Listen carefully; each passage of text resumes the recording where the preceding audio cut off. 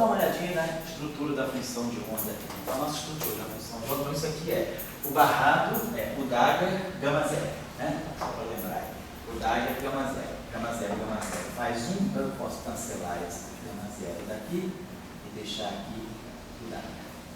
Que é a mesma coisa, eu posso colocar aqui o zero, Dagger, gama zero.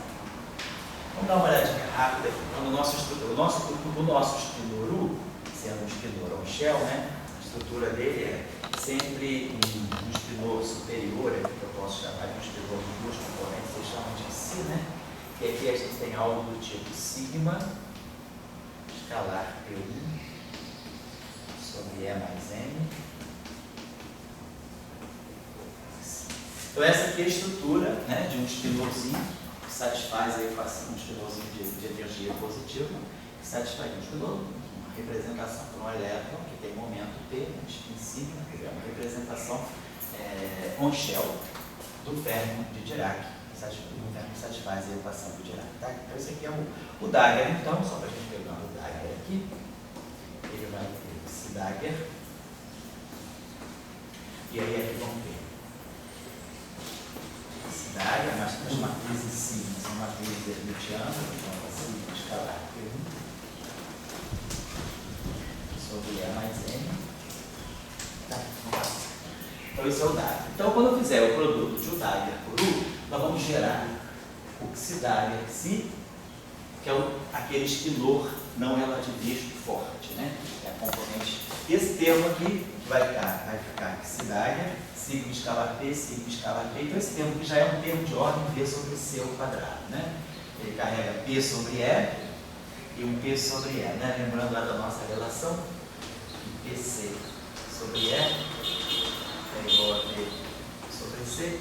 Então o termo de ordem P2 sobre E2 já seria um termo de ordem V sobre C ao quadrado. Vamos dar uma olhadinha na aproximação não relativista. Então desse termo aqui, sobraria para nós, né, esse Dagger, Si, F1 e aqui o A0, né? O A0 eu geralmente chamo de o potencial, a parte escalar do potencial. Tá? Esse termo aqui, quando a gente coloca a matriz gama zero do Dagger, multiplica pela matriz gama zero, né, que ela é 1, 0, 0, menos 1, ele faz a mesma coisa, né? Ele simplesmente vai trocar, vamos multiplicar isso aqui por isso aqui, vai ficar um sinal menos aqui. E aí quando eu fizer aquela multiplicação lá, aí eu preciso multiplicar, isso aqui é o Dagger, e aí agora a matriz sigma, a matriz gama é 0, sigma, menos sigma, 0. Então essa matriz aqui, de novo, ela vai pegar esse termo aqui, vai agora trocar a ordem desses caras, então ela vai misturar. Então ela vai produzir termos de ordem V sobre C. Então esse segundo termo, ele é de ordem V sobre C. O que é razoável para a gente, porque a gente sabe que o setor magnético é de ordem V sobre C do setor elétrico. Vou apagar isso aqui. Então esse termo aqui no limite não relativista, o termo dominante é esse termo aqui. Limite não relativista. E esse termo aqui, então, está representando para nós a interação com esse termo aqui. O Dagger U faz o papel da densidade de carga. Aqui eu tenho a constante, né, a constante Q2, e aqui eu tenho o φ. Então, aqui eu tenho o potencial. Então, essa interação aqui é uma interação, basicamente, da carga com o potencial. Você tem que fixar. Quando você tem esse momento transfer aí, pode ser qualquer, normalmente que você faz experimentalmente, até naquele quando a gente renormaliza e fixa a carga, a gente fixa a carga por um certo momento. Então o que a gente interpreta é o F1 de Q2 igual a 0, como Q2 igual a 0, e eu vou interpretar isso aqui como sendo a carga do elétron. Então para nós, esse termo aqui, basicamente essa interação, isso aqui deve ser uma medida, né? Quer dizer, essa grandeza aqui, vezes F1 de Q2, isso tudo aqui, isso tudo aqui é o que se acopla com o campo, com a parte eletrostática, com a parte estática, com a parte eletrostática. Então é isso aqui que nós vamos interpretar. Essa é a densidade, então nós vamos interpretar esse termo aqui como a carga. Isso aqui é uma densidade de carga. Então normalmente o que se faz se a gente pegar isso aí para um elétron, a gente está falando agora não de uma corrente, né, mas de uma corrente de um elétron, não de uma corrente macroscópica, né, esse rho aqui é a carga vezes o delta 3 de x. Então, o que a gente está fazendo é, basicamente, o que se faz é associar esse termo aqui, né, quer dizer, esse fator de forma F1 de Q2 igual a zero, a gente toma esse F1 de Q2 igual a zero como sendo a carga do elétron. Então é fixo, né, esse fator de forma para ligar a carga do elétron a zero no transfere. Então a gente vê que esse termo aqui realmente tem interpretação da parte de carga elétrica, né, o monopólio elétrico que está dentro da corrente que aparece. Vamos dar uma olhadinha aqui, naquele segundo termo. Vocês já sabem também o que é o termo magnético. Eu só quero preparar vocês para a gente chegar no último termo aqui. Talvez até para não ficar muito assim, muito lugar comum, isso aqui sempre a gente faz. Vamos pegar esse termo aqui, que ele só aparece, quer dizer, ele não aparece na QED, ele aparece numa extensão da QED, porque ele tem violação. Vamos pegar só esse termo aqui, que é quase igual àquele, a única diferença é a formação pundual. Vamos pegar esse termo aqui, de novo, o barrado de P1, vamos pegar só a estrutura fermiônica. Aí ele tem sigma alfa beta,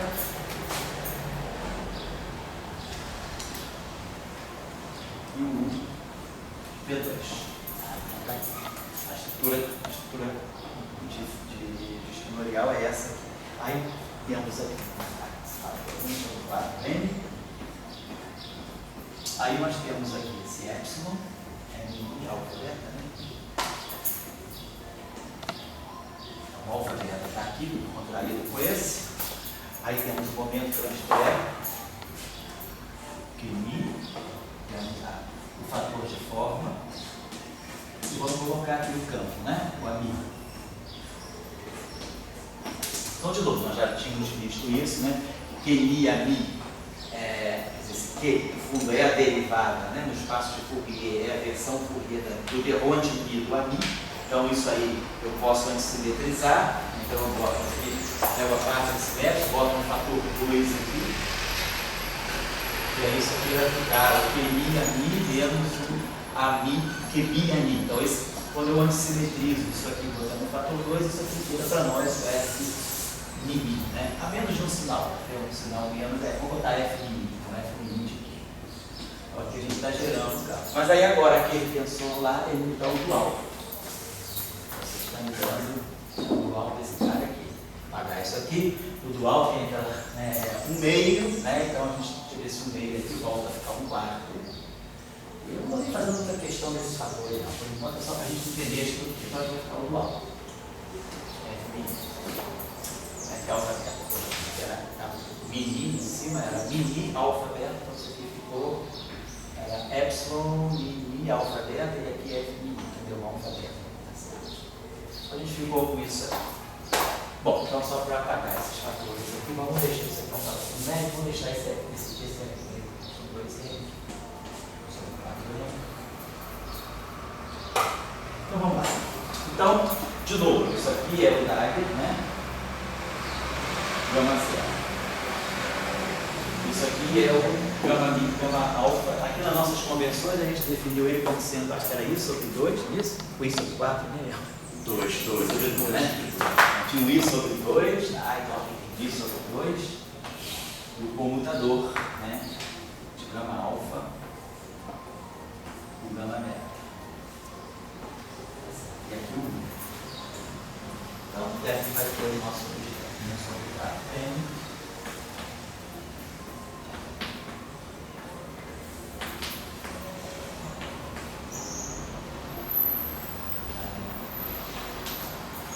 Então, de novo, a gente pode fazer, né, separar em duas partes. A parte 0i, 0i, 0i, e 0 e 0.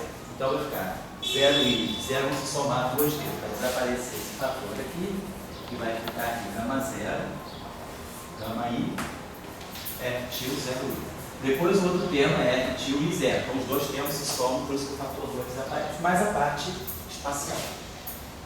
Vamos lá, mais i sobre 2,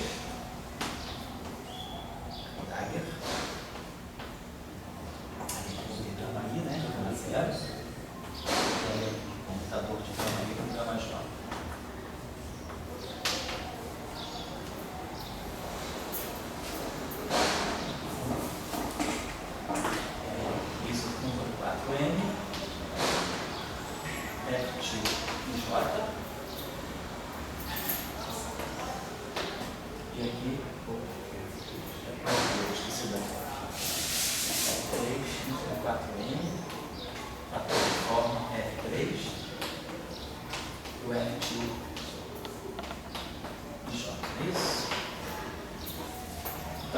til 0i, a gente sabe, está ligado ao campo magnético. Né? O Fi0 é o campo elétrico, mas o F til 0i é o campo magnético.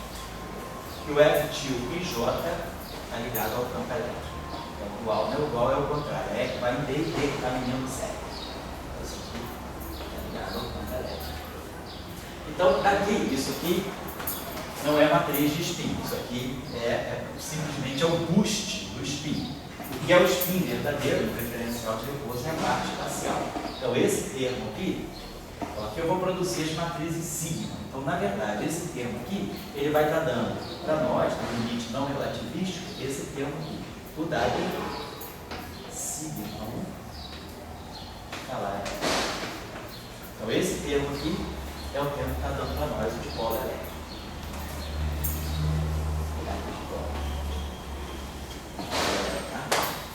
Só olhar aqui, porque se você vai para matrizes gama, isso aqui é sigma i, vai ficar aqui epsilon jk sigma k, epsilon jk sigma k, epsilon jk, fj da componente kappa do campo elétrico. Né? Esse gama zero simplesmente vai trocar o sinal do 1 com menos 1.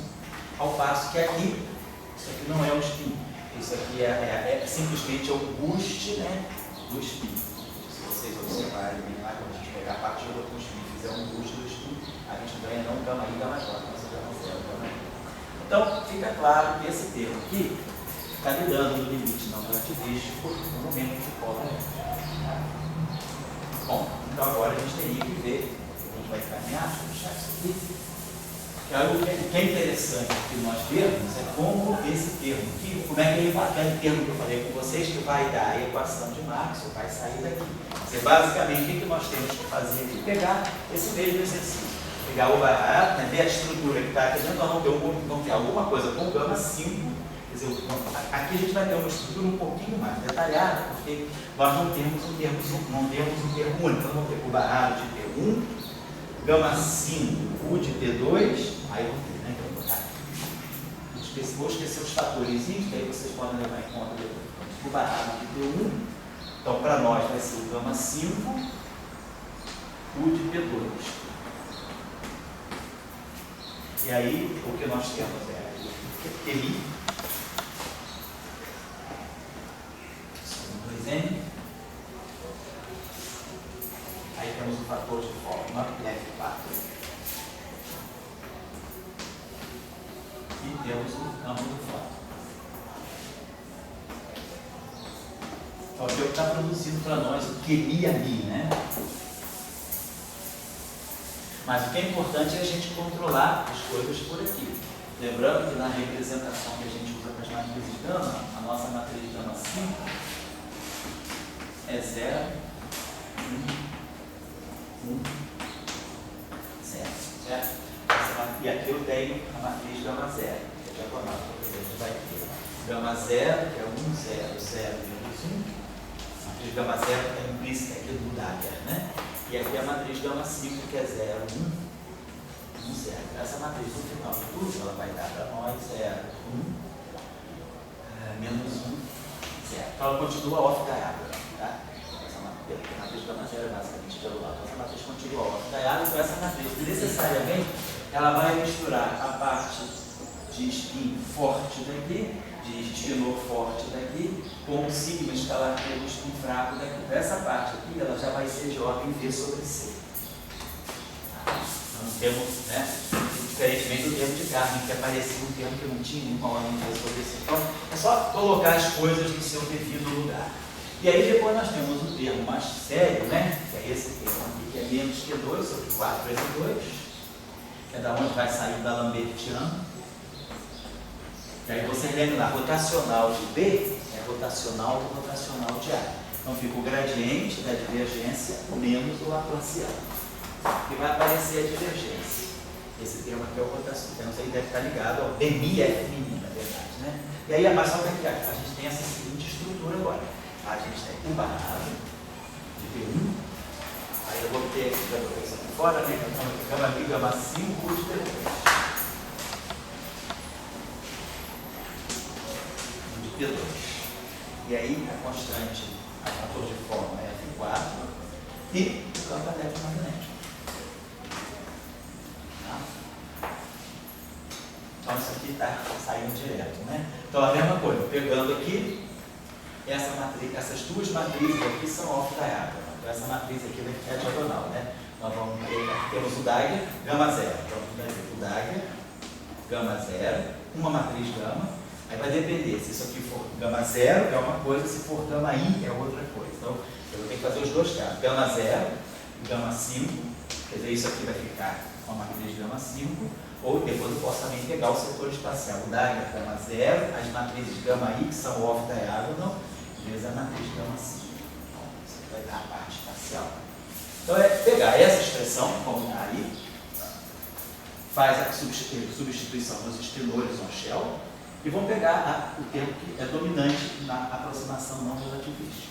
Então, fazendo o termo que é dominante na aproximação não relativista, a gente deve tirar daí alguma coisa que vai mudar. A interação claro, vai sobrar sempre, aparecer sempre uma matriz sigma, né? O sigmazinho de Pauli. Então deve dar alguma coisa do tipo o Dagger, sigma. Só que a interação aqui, vocês vão observar, é que não vai aparecer nem campo elétrico nem campo magnético. Tem que sair daqui alguma coisa que seja envolva o rotacional de D, tá? E aqui mesmo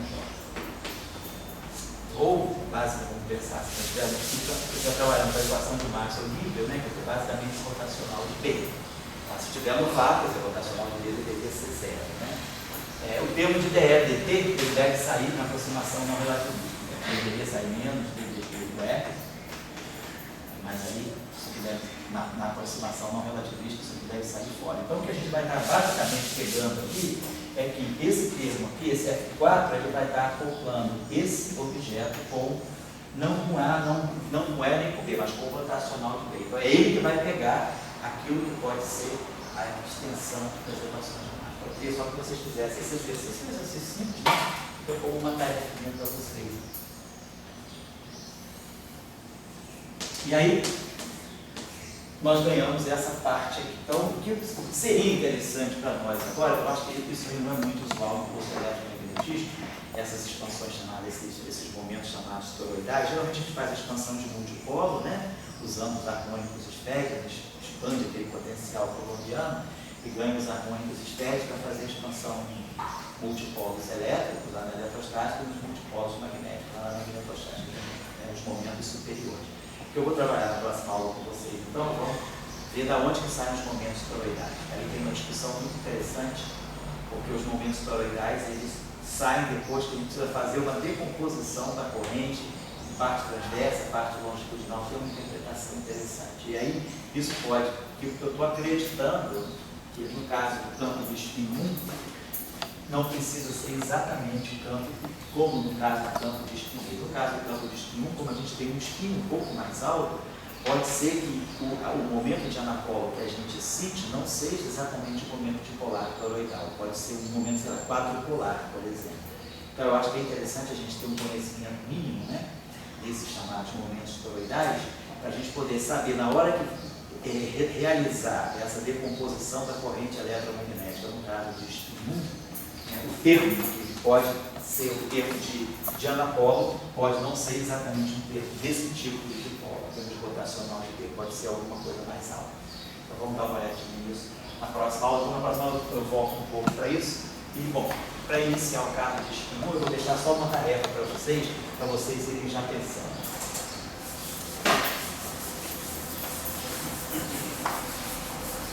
Então, a gente vai precisar construir uma série de coisas, né? Para campos, o campo vetorial agora macio. Então, vamos escrever esse aqui, vai ser só para começar a aquecer, eu vou deixar a seguinte tarefa. Vamos supor, vamos pegar um campo, vamos pegar o caso do fóton, vamos pegar o caso de Maxwell, vamos pegar o campo de Maxwell. Então, o campo de Maxwell nós temos, né, que as equações de Maxwell no vácuo são essas aqui, dI, F de I, igual a zero. É a equação de Maxwell no vácuo. E a simetria de Tate.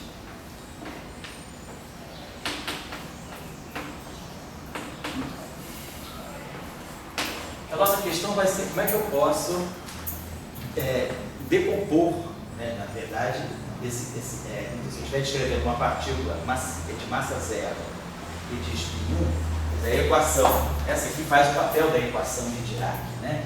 No setor de spin 1, é a equação de Maxwell, no fundo. É a equação que me dá a propagação do spin 1 de uma forma transversa. Então, nós precisamos explicitar, da mesma forma como a gente pega a equação de Dirac, quebra a equação de Dirac, só que aqui eu não posso ir para o referencial de repouso. Mas lá na equação de Dirac, a gente quebra a equação de Dirac e mostra que a função de onda, vamos dizer assim, né, de uma partícula de energia positiva é um espinoso de duas componentes aqui e aqui ele termina, simples escalar P sobre E mais M de C. Então a gente tem uma estrutura, que é a função de onda com shell da partícula. No nosso caso, o que a gente vai querer fazer é vetor massivo.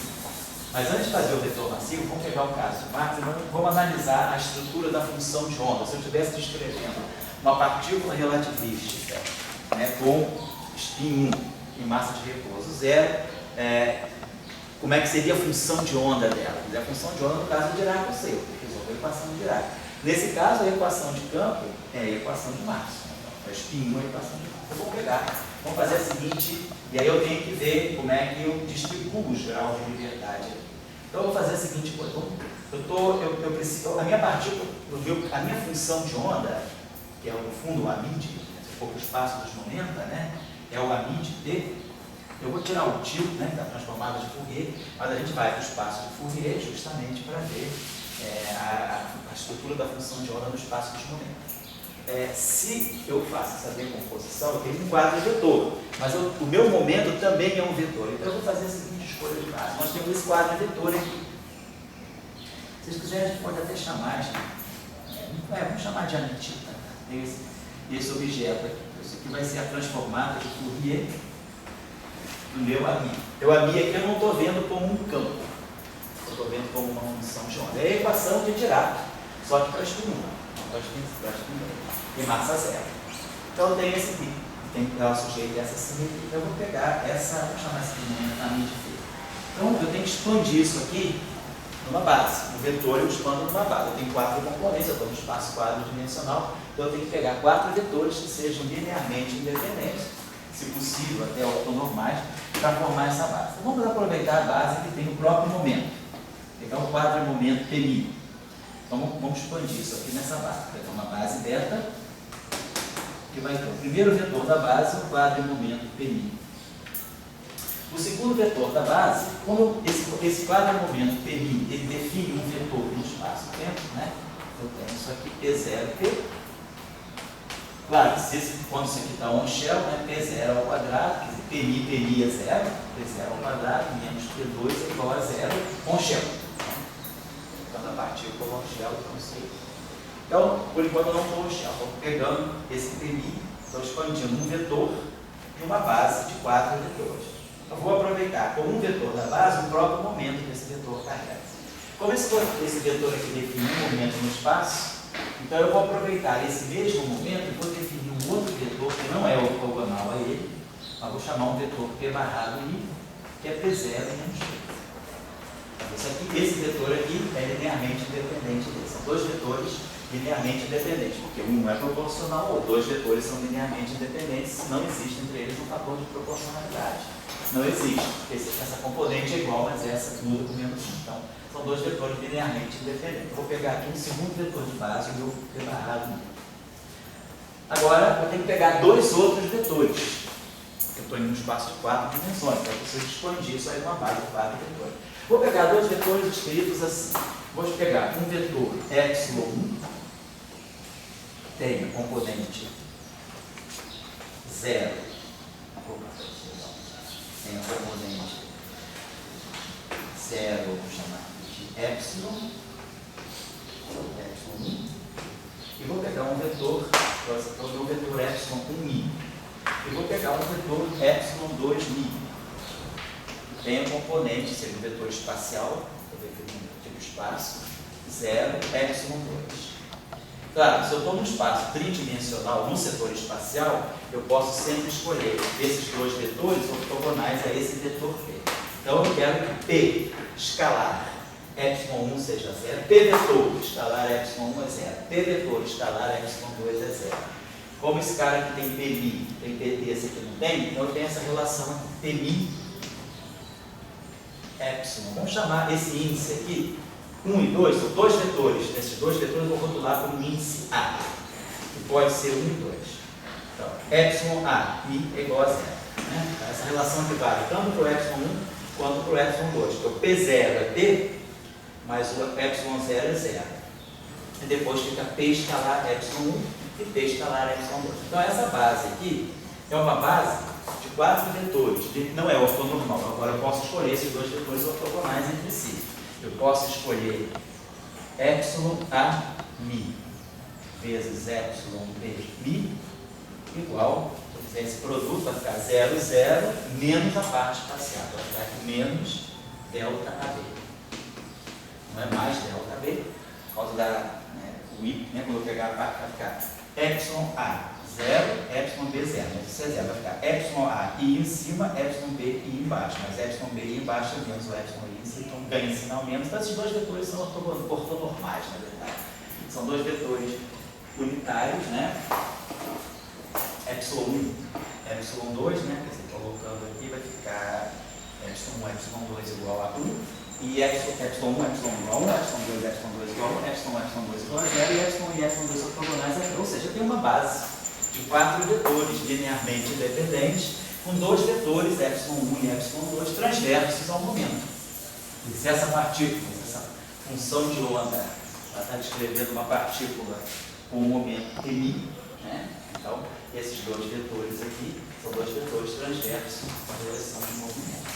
Então, nada me impede. Então, já tenho uma base, eu posso expandir a minha função de onda. Então, quer dizer, aquilo que seria, vamos dizer assim, a função de onda, né, do fóton, né, a mi de Q, vai ter, então, nós vamos ter aqui uma componente, um coeficiente A na direção PI, mais um coeficiente B na direção P barrado I, mais vamos dizer assim, um coeficiente CA, epsilon A, I. Então, eu estou expandindo esse vetor numa base de 4 vetores com os coeficientes A, B, C1 e C2. São os coeficientes dessa expansão. Então, por exemplo, aí eu tenho duas condições a serem colocadas. A primeira é a transformação de gauge. Então, a transformação de gauge me diz que se eu fizer uma transformação de gauge, eu vou para uma linha. Quem seria o meu A'? Seria uma linha descrita nessa mesma base. Então, eu teria uma linha de P' mais um B' de P barrado I, mais um CA'. Os vetores são fixados, né? Então, eu estou expandindo o novo objeto nessa mesma base. Então, isso aqui vai ter que ser igual a mi. Estou olhando a transformação de gauge no espaço dos momentos. Então, isso aqui vai ficar API mais B Q barrado mi mais CA epsilon A mi mais, agora, quando eu faço a transformada de Fourier dessa função alfa de x, vai aparecer IPI. Vamos ver que a gente faça essa representação de Fourier como a gente sempre faz, né?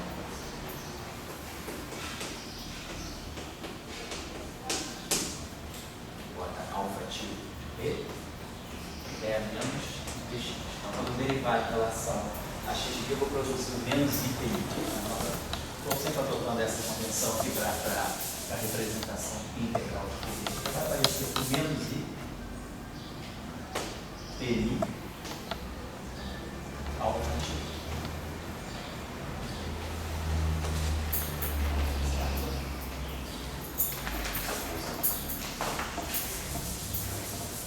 Então, como a gente está observando, quer dizer, claro que esses coeficientes aqui, né, são A de P que eu não estou colocando. Então, estou declarando a dependência desses coeficientes, eu tenho um A de P de direção privilegiada. O que a gente observa é o seguinte: a transformação de gauge ela é muito especial. Ela não toca nesse vetor e nem toca nos vetores transversos. A transformação de gauge ela se restringe única e exclusivamente ao momento, à direção do momento. Então, dessa relação aqui, a gente está tirando que eu posso pegar o A menos o I Demi, observe que isso aqui é uma transformada de Fourier. A transformada de Fourier é complexa, por isso que esses coeficientes aqui não são coeficientes reais. Os vetores de base são reais, mas os coeficientes são complexos porque eles são coeficientes de expansão de uma coisa que é uma transformada de Fourier. A transformada de Fourier de um objeto real não é real, ela satisfaz a essa condição. Se um objeto é real, se o campo A mi é real, a transformada de Fourier dele satisfaz a essa condição de realidade.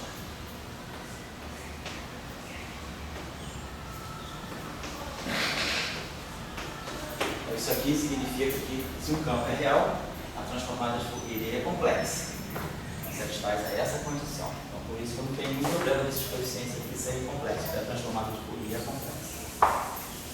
Muito bem, então eu tenho que desse lado aqui, a gente forma essa combinação A menos I alfa til mi.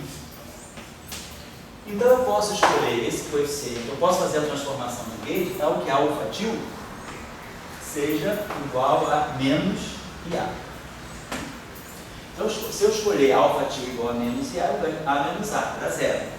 Então, por uma transformação de gauge, quer dizer, um módulo que é sensível à transformação de gauge, que eu chamar módulo compensador, uma transformação de gauge pode ser eliminada. O que uma transformação de gauge elimina do campo do fóton, da função de onda do fóton? Elimina a parte da função de onda que está na direção do movimento, ou seja, o fóton realmente é longitudinal. Então, esse coeficiente aqui ele pode ser zerado por uma transformação de gauge. A transformação de gauge, a gente viu, ela não mexe com mais ninguém, ela vai direto na parte que é puramente dependente do gauge. Quer dizer, quem é sensível à transformação de gauge é essa componente aqui. Por isso até que eu escolhi aquela base, porque essa base é muito oportuna, no sentido de que ela já te diz qual é a direção da transformação de gauge. Então, beleza. Então eu já sei que off-shell, se eu não usei as equações de movimento, mas se usei apenas a simetria que eu tenho à disposição, meu fóton já fica com 3 graus de liberdade. Por quê? Porque ele tem esses coeficientes aqui. Esse termo aqui é zero, então esse termo morreu. Então eu posso expandir meu campo, minha função de onda do fóton, numa base que tem esse momento e esse vetor e esses dois vetores aqui. Então eu tenho 3 vetores de base, então eu tenho 3 graus de liberdade. Só trabalhando isso para a gente poder chegar ao resultado daqui a pouco. Bom, aí agora eu vou usar as equações de movimento. Não usei ainda o fato que eu estou esse campo, que essa função de onda aqui satisfaz a essa equação de movimento do espaço dos momentos. No espaço dos momentos, no espaço dos momentos, então eu tenho demi, não sei o que vai ficar, d'Alembertiano, no caso, d'Alembertiano, ali, menos demi, a mim, igual a zero. Tá certo, né? Então, esse não menos aqui tá bom. Então, se eu passo para o espaço dos momentos, isso aqui fica menos P2 a til mi. Então, esse cara aqui fica menos I, mi. Esse é o outro cara aqui fica menos I, mi. Então, menos I com menos I dá menos 1, então aqui aparece mais 1. Então, mais mi,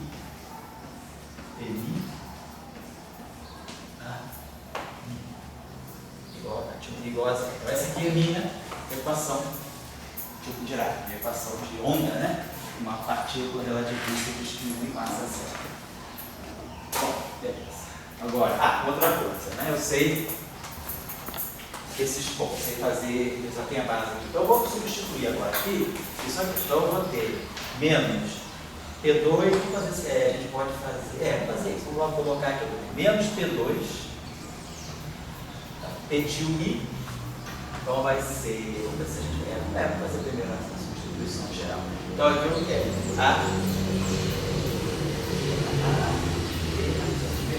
tem esses, se eu posso juntar esses dois caras aqui, vou deixar para ver, eu vou fazer isso aqui primeiro, vou colocar o termo aqui. Então esse termo aqui vai me dar menos P2 P barrado I. E esse termo aqui vai me dar menos P2 menos CA P2 epsilon mi Tá? Tá certo. Então tá legal. Só expandindo isso aqui. Agora, mais PNI. Esse termo agora vai me dar PNI vezes P barrado NI. Então esse termo aqui vai ficar PNI que multiplica, né? Por dar aqui a B. Aí nós vamos estar formando esse produto escalar. P escalar P barrado.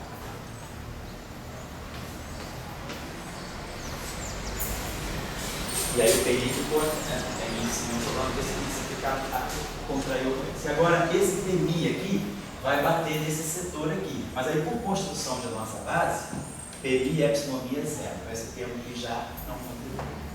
Então, esse termo, isso aqui. Então, a nossa equação de onda ficou isso aqui. Agora eu estou querendo ver os graus de liberdade, né? E saber onde é que está realmente a física do fóton. Então, eu fiquei com esse coeficiente aqui, ó, Shell, e esses dois coeficientes aqui, ó, Shell, C1 e C2. Agora, eu coloco a informação da equação de campo. Vamos lá, então. Vou pegar isso aqui.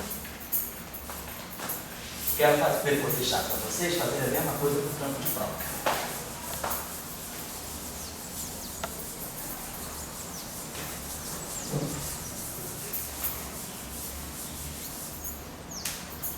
Então vamos lá, vamos pegar essa equação aqui, vamos pegar a componente zero dessa equação. Essa equação é uma equação vetorial. Então, vamos pegar a componente zero, vamos pegar a componente zero dessa equação. Então vai ficar menos B, P2. Menos CA P2 epsilon A0. Mas aí, esse vetor aqui, a componente temporal dele é sempre zero. Então, essa componente aqui não é. Porque eu vou pegar a componente zero do P barrado I é P0. Perdão, esqueci de colocar aqui. Menos P2, P0. Que é isso aqui, ó.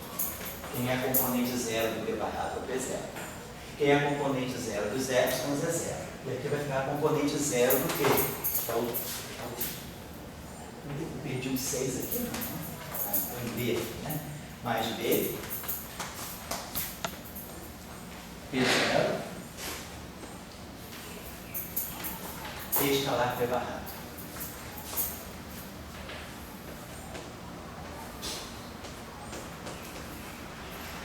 Bom, então, a partícula tem massa de reforço zero. Então, claro que a energia dela nunca pode ser zero. P0 não pode ser zero. Então, eu posso arrancar fora esse P0 aqui. Mas agora, se a gente faz o cálculo de P2, é P0 ao quadrado menos P2. E P barrado é P0 ao quadrado mais P2. Então, o que vai sobrar? Quando eu junto essas duas coisas aqui, eu substituo isso aqui pela base. Isso aqui pela base, eu ganho que B igual a zero. Então, com o Shell, esse grau de liberdade aqui desaparece. Então, agora nós usamos a informação da equação de campo. Então, B igual a zero. Então, sobrou para mim um fóton com Shell. Então, o que é o fóton? O fóton, na verdade, é o que a gente já sabe. São 2 graus de liberdade transversos em direção de movimento. Então, a função de onda do fóton, ela está me explicitando isso. Se eu usei, né? Então, temos isso aqui. CA expandir nessa base. 2 vetores, epsilon A, transversos à direção de movimento. Tá? Então, são os 2 graus de liberdade físicos do fóton. Né? Então, a gente percebe que a simetria de gauge ela ataca só a componente P0 e a equação de campo ela arranca fora o P barrado, a componente P barrado. Então, sobra no final do dia essa função de onda. Então, a nossa função de onda é a transversa desses 2 vetores aqui, como nós já conhecemos, são chamados vetores de polarização. Então, o fóton pode existir em 2 estados de polarização ortogonais à direção de movimento. Então, tá, toda a informação está aí. Ainda não é o caso que a gente quer tratar, porque a gente quer tratar vetores massivos, né, contínuos. Vamos fazer o mesmo exercício agora, a tarefa que vai ficar para vocês fazerem em casa, é a da equação de prova. Mesma coisa, o campo de prova, só que ele é um campo real e descarregado. Mas o campo de prova também é um campo vetorial. Então, a equação de onda, né, vamos dizer assim, a equação, se a gente quisesse fazer uma mecânica quântica para uma partícula de spin massiva, a gente vai pensar na equação de prova. Então, a gente vai tentar isso aqui, dmi FI. Agora tem o termo novo, né? Mais N2, aí, igual a zero. E aí, temos a condição subsidiária, daqui decorre que DI ali igual a zero, mas não temos mais simetria de gate. Então, nós não vamos poder mais eliminar nenhum módulo por uma transformação de gate, mas a gente tem uma condição subsidiária, que vai no espaço dos momentos, né? Então, isso aqui, eu faço a mesma expansão, eu agora expando o meu campo, a minha função de onda de troca nessa base que nós tínhamos, né?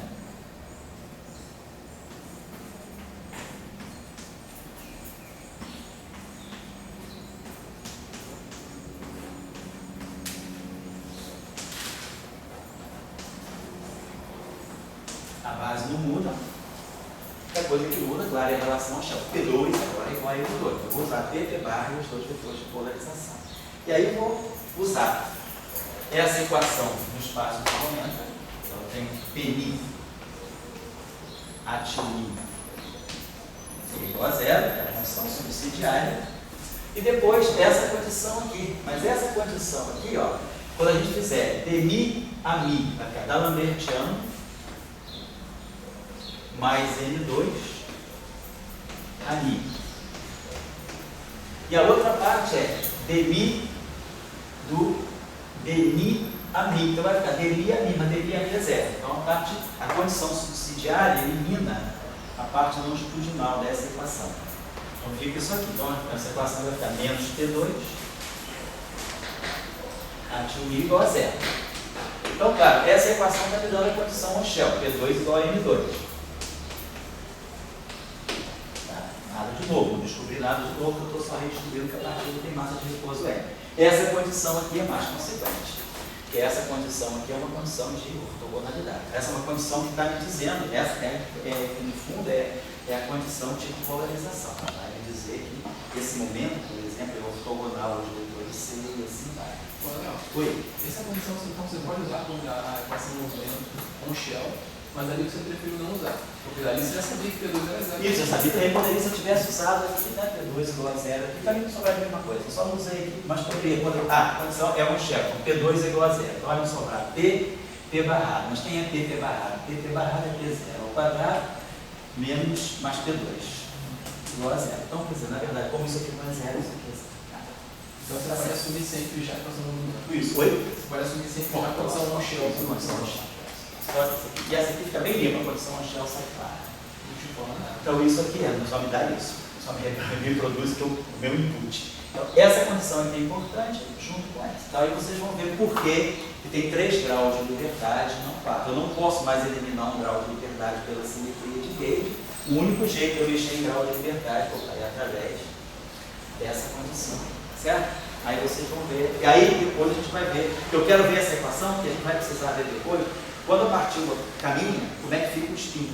Para nós, o importante, na equação de Dirac, a gente sabe, quando a partícula está no referencial de repouso dela, a gente sabe, ela pode ter essa função de onda, ou essa função de onda. Então, o spin é up ou o spin é down.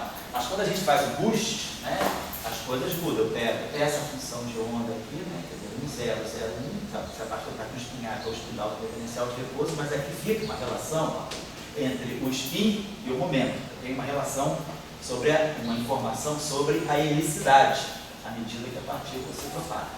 Então, depois nós vamos querer ver isso. Quando essa função de onda está descrevendo o spin 1 em movimento, como é que fica a relação entre o spin, que não vai ser mais sigma, obviamente, porque o problema agora é no setor de spin 1, então são matrizes tridimensionais, não mais matrizes bidimensionais, e o momento, que é isso aí que vai ser importante para a gente estudar a estrutura da corrente, para a gente poder estudar a decomposição de Born, tudo isso. Então a gente vai começar a construir agora as funções de onda. Só para relembrar vocês rapidinho, né? Se a gente olhar, só para finalização, se vocês lembrarem das equações de troca, que a gente olha aqui, né? Então a gente tem lá divergência de E mais I2φ no valor, igual a zero. Rotacional de E igual a menos dT, divergência de E igual a zero, rotacional de B igual a DET. Estou esquecendo o C2, tá bom? Não esqueci do N2.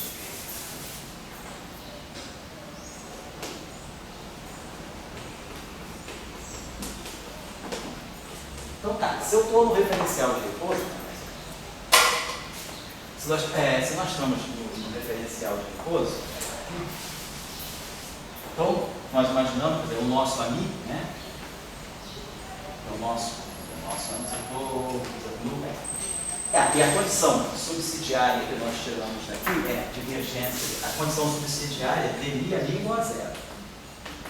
Então isso significa P0 a zero menos P escalar A igual a zero.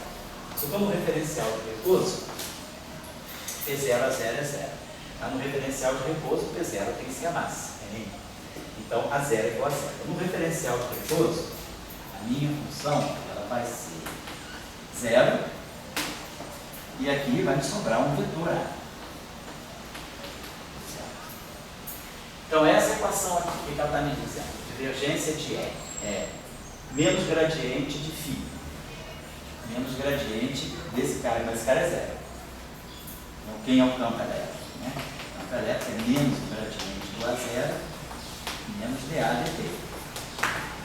Mas se eu estou no referencial de repouso, o A zero, agora olhando as equações do referencial de repouso. No referencial de repouso, A zero é zero. Então, isso aqui não tem. Mas o E é menos gradiente de menos dA dt. Então, menos dA dt. Tem esse termo aqui. E mais N2φ. Então, o φ é zero. Então, me sobra simplesmente esse cara aqui. Me sobra menos ômega dt, né? Esse termo menos D2, perdão. D2 dt2 do A, certo? É o que está me sobrando aqui, porque isso é menos gradiente de φ, referencial de repouso a zero é zero. Isso.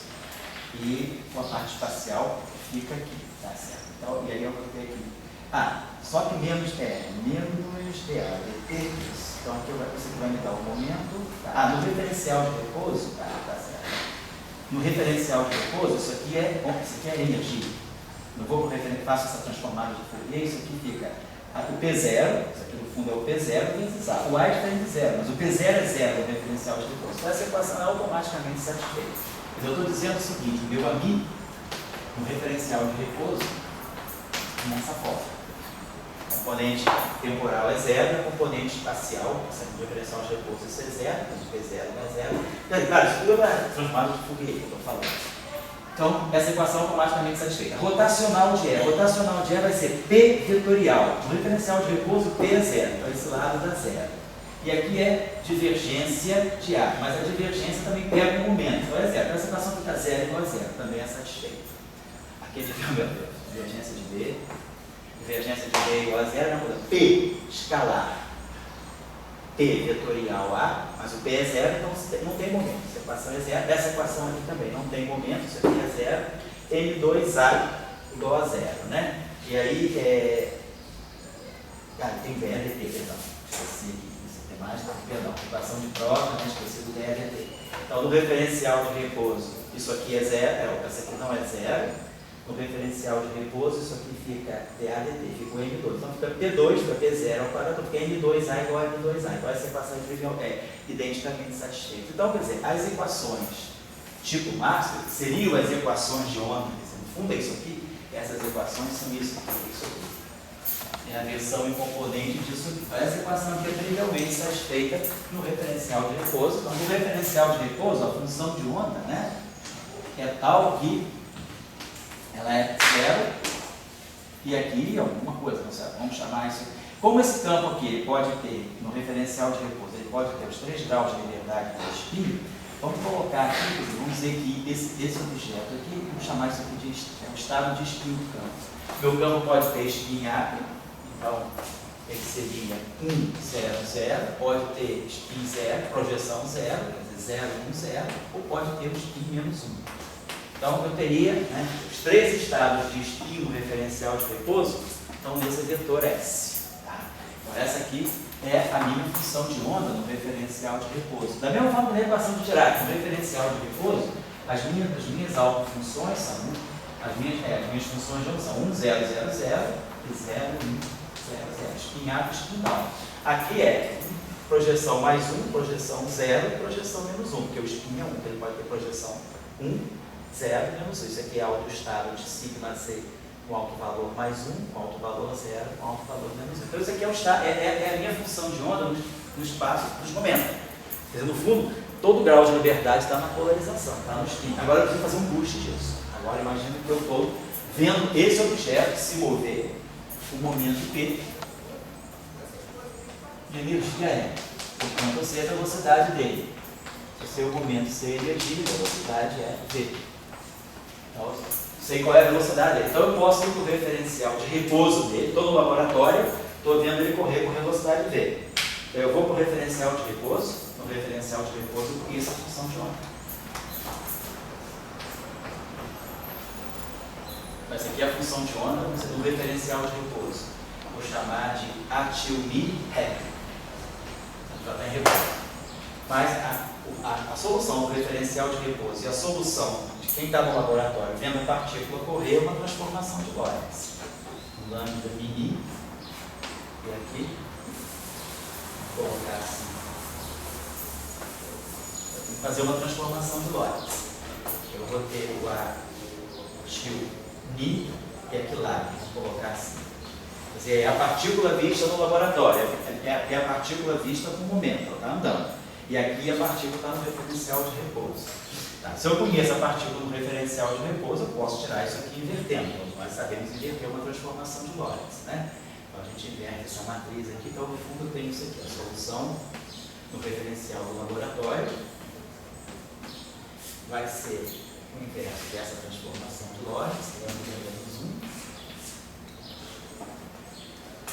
E no referencial de repouso, solução do referencial de repouso. Essa é simples, essa eu conheço. A solução do referencial de repouso é a componente 0 é 0 e a componente espacial é um vetor S, que pode representar um dos 3 estados de espinho. Então eu conheço esse vetor aqui, então posso tirar a função de onda em qualquer momento em função do momento. Quer dizer, eu vou ver, né, o análogo, isso aqui vai ser o análogo do sigma escalar P da equação de Dirac. Então aqui vai aparecer, o momento vai estar embutido na transformação de Lorentz e o spin também. E quem é essa matriz lambda?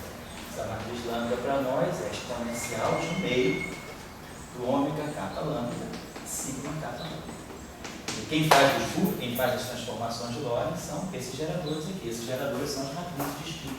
Então quando eu faço a transformação de Lorentz do referencial de repouso para o referencial do laboratório, os geradores de spin, quer dizer, aquilo que vão fazer o papel dos sigmas, né?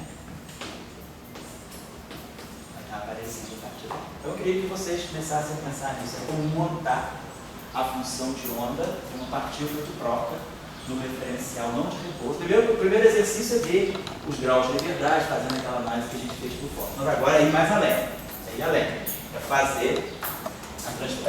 fazer o boost. Eu conheço a solução do referencial, como a gente fez na equação de Dirac.